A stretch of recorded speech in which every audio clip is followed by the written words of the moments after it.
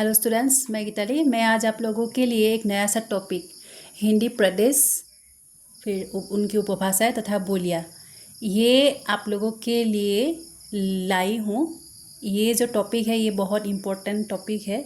ये BA MA में तो चाहिए ही, उसके साथ ही मतलब नेट एग्ज़ाम में इसे शॉर्ट क्वेश्चंस के रूप में पूछे जाते हैं। बहुत ही इम्पोर्टेंट टॉपिक है और इसे हमने नागेंद्र जी के हिंदी साहित्य के इतिहास उस किताब के आधार पर ही लिए हुए हैं, मतलब उस किताब के भूमिका के आधार पर लिया हुआ है।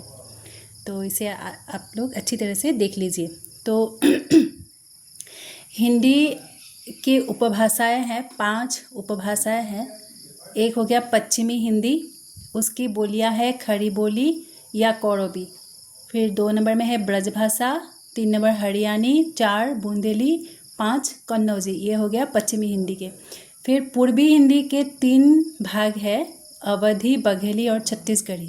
फिर राजस्थानी के हैं 4 भाग, पश्चिमी राजस्थानी, इसे मारवाड़ी भी कहते हैं। पूर्वी राजस्थानी का अन्य नाम है जयपुरी, उत्तरी राजस्थानी का नाम है मेवाती, दक्षिणी राजस्थानी का नाम है मालवी। फिर पहाड़ी को 2 भागों में बांटा गया है, एक है पश्चिमी पहाड़ी, 2 है मध्यवर्ती पहाड़ी, इसे कुमाऊनी और गढ़वाली, इसे इस तरह से बोले जाते हैं। फिर बिहारी को 3 भागों में बांटा गया है, भोजपुरी, मगही और मैथिली। अभी खड़ी बोली को हम अच्छी तरह से देखते हैं। इसका प्रयोग 2 अर्थों में होता है। एक साहित्यिक हिंदी खड़ी बोली, जो हिंदी मतलब साहित्य में इसे अप्लाई होती है। फिर फिल्मों में, सरकारी कामकाजों में, इन सबों में मतलब उसकी अप्लाई होती है। फिर 2 नंबर में है दिल्ली मेरठ के आसपास की लुकअप बोली के अर्थ में भी इसे प्रयोग किए जाते हैं। खड़ी बोली या कौरबी, खड़ी बोली को मतलब कौरबी नाम से भी इसे जाना जाता है।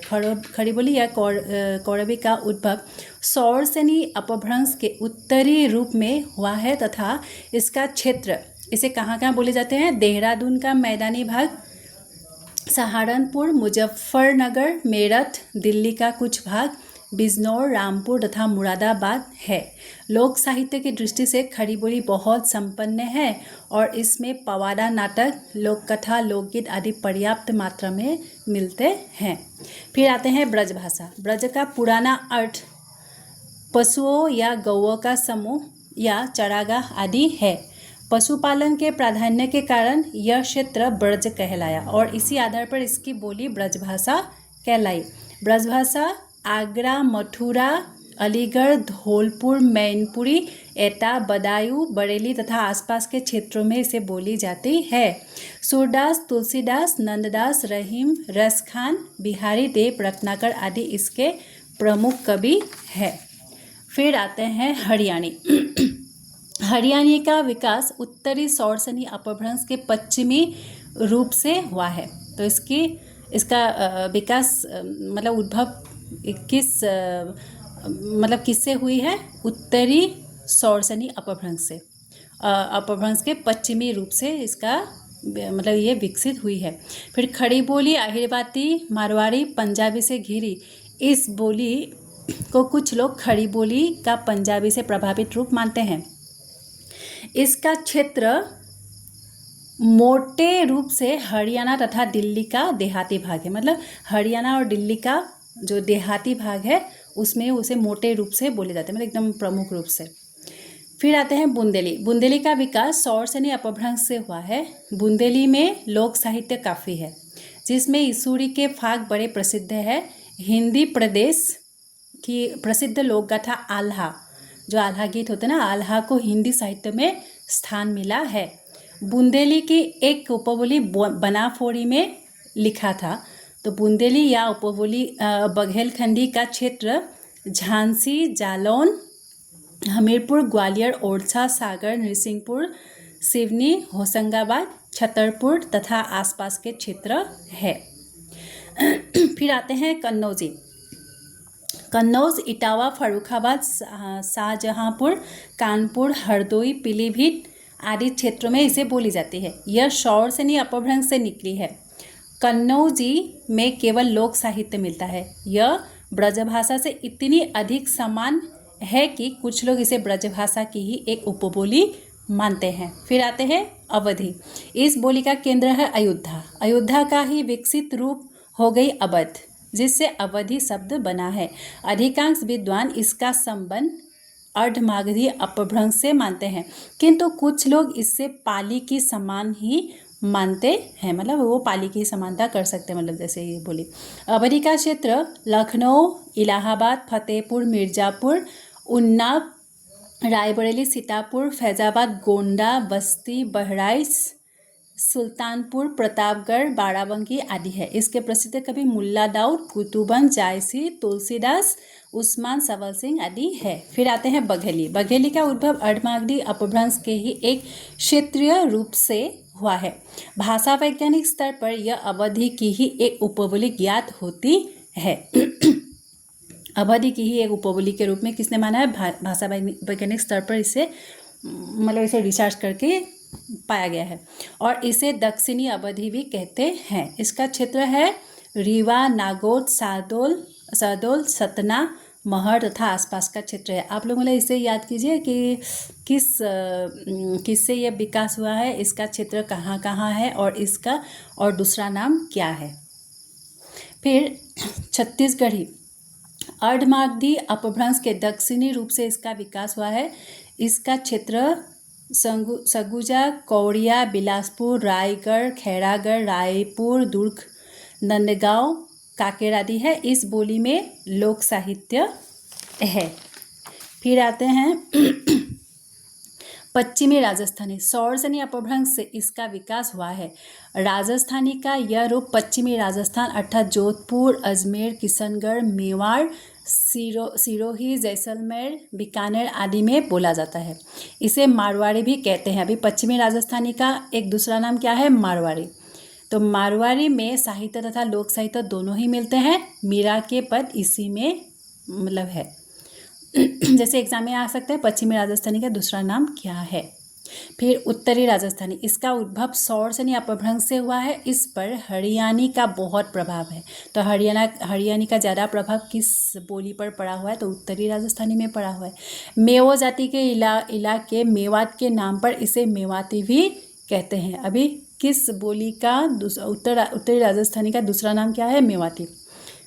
इसकी एक मिश्रित बोली है अहिरवाती, जो गुड़गांव, दिल्ली तथा करनाल के पश्चिमी क्षेत्रों में बोली जाती है। इसकी मिश्रित बोली क्या है? अहिरवाती। उत्तरी राजस्थान में इसका क्षेत्र अलवर, गुड़गांव, भरतपुर तथा आसपास है। फिर आते हैं पूर्वी राजस्थानी। यह सौरसनी अपभ्रंश से विकसित हुई है। राजस्थान के पूर्वी भाग में जयपुर, अजमेर, किशनगढ़ आदि में यह बोली जाती है।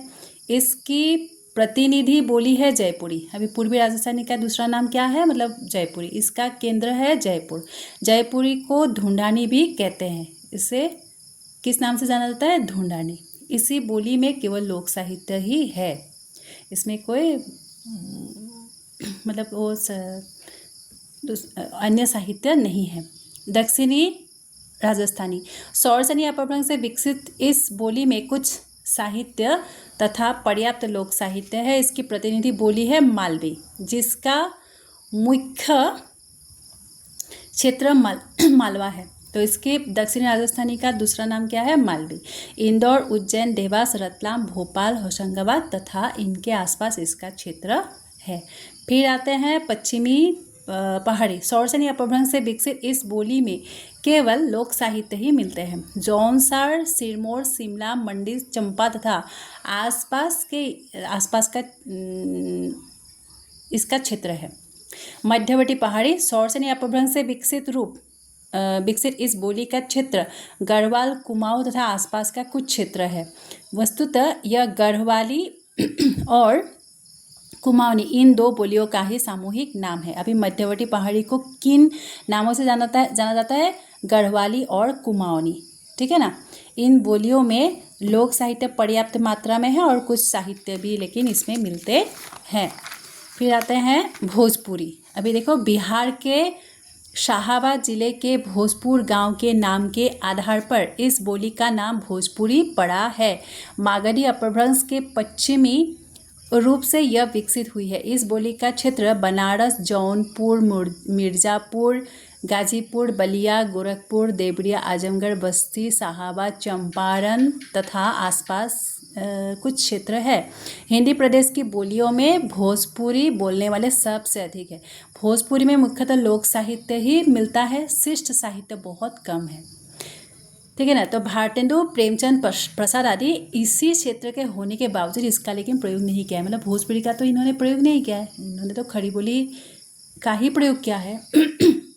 फिर आते हैं मगही। संस्कृत मागध से विकसित शब्द मगह पर इसका नाम आधारित है। संस्कृत अपभ्रंश से विकसित यह बोली पटना, गया, पलामू, हजारीबाग, मुंगेर, भागलपुर तथा इनके आसपास बोली जाती है। इसमें लोक साहित्य अधिक है, साथ ही ललित साहित्य भी है। फिर आते हैं मैथिली। मागधी अपभ्रंश के मध्यवर्ती रूप से विकसित यह बोली हिंदी और बांग्ला क्षेत्र की संधि पर मिथिला में बोली जाती है। दरभंगा, मुजफ्फरपुर, पूर्णिया तथा मुंगेर आदि में इसका क्षेत्र है। विद्यापति के अतिरिक्त गोविंदास, रंजीत लाल, हरिमोहन झा आदि इनके अच्छे साहित्यकार हैं। आई होप इस वीडियो से आप लोग को अच्छी तरह से हिंदी भाषा, उसके उपभाषा, बोलियों के बारे में अच्छी तरह से समझ में आ गई होंगी। तो आप लोग इसे अच्छी तरह से देख लीजिए और पढ़ भी लीजिए।